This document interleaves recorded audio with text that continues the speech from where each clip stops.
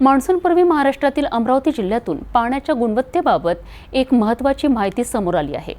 जिल्हा परिषद पाणी व स्वच्छता विभागाने केलेल्या सर्वेक्षणामध्ये धक्कादायक आकडेवारी उघड झाली आहे। अमरावती जिल्ह्यात मान्सूनपूर्व जलस्रोतांच्या तपासणीचा अहवाल आता जाहीर करण्यात आला आहे। जिल्हा परिषद पाणी व स्वच्छता विभागाने जिल्ह्यातील 14 तालुक्यांमधील पाण्याच्या नमुन्यांची तपासणी केली आहे। एकूण 5867 नमुन्यांची तपासणी करण्यात आली आहे। त्यापैकी 54 ठिकाणचे पाणी दूषित आढळले आहे। या दूषित नमुन्यांपैकी 28 रासायनिक तपासणीत यशस्वी झाले आहे, तर 26 जैविक तपासणीत दूषित आढळले आहे। हा अहवाल समोर येताच जिल्हा पाणी व स्वच्छ विभागाने तातडीने कारवाई केली आहे। ज्या 54 जलस्रोतांचे पाणी पिण्यायोग्य नसल्याचे आढळले त्यांच्या शुद्धीकरणाचे काम तात्काळ प्रभावीपणे सुरू करण्यात आले आहे। मान्सूनपूर्वी सर्व दूषित जलस्रोतांचे शुद्धीकरण सुनिश्चित केले जात आहे। जलजीवन मिशन अंतर्गत ही तपासणी करण्यात आली होती।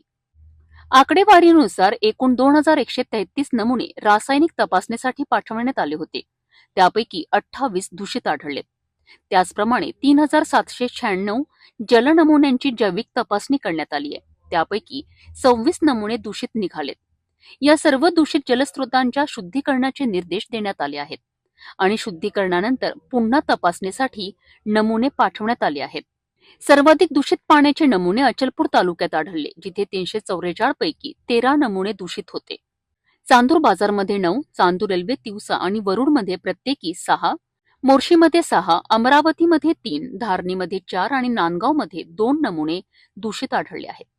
अंजनगाव, भातकुली, चिखलदरा, दर्यापूर आणि धामणगाव यांसारख्या तालुक्यांमध्ये कोणताही नमुना दूषित आढळला नाही। ही एक दिलासादायक बातमी आहे। आपण बघितली अमरावती जिल्ह्यातील पाण्याच्या गुणवत्तेवरील विस्तृत माहिती। या सर्व दूषित जलस्रोतांचे लवकरच शुद्धीकरण केले जाईल, जेणेकरून नागरिकांना स्वच्छ पिण्याचे पाणी उपलब्ध होईल।